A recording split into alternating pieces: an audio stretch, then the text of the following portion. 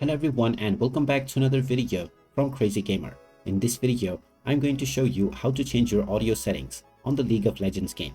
So let's get started right away. First of all, open up the League of Legends game on your device and make sure that you are logged in using the Riot Client app.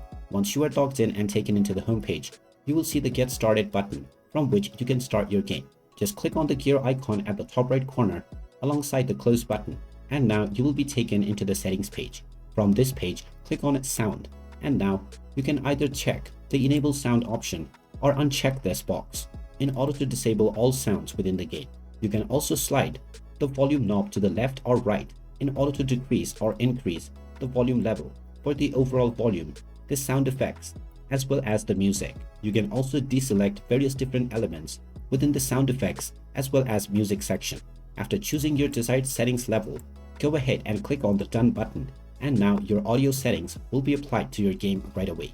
And there you have it. That is how easy it is to change the audio settings within the League of Legends game. If you find this video helpful, make sure you hit that like button and subscribe to our channel if you haven't done so already. Also ring that notification bell to never miss another update from us. Thank you for watching, and I will see you again in the next video.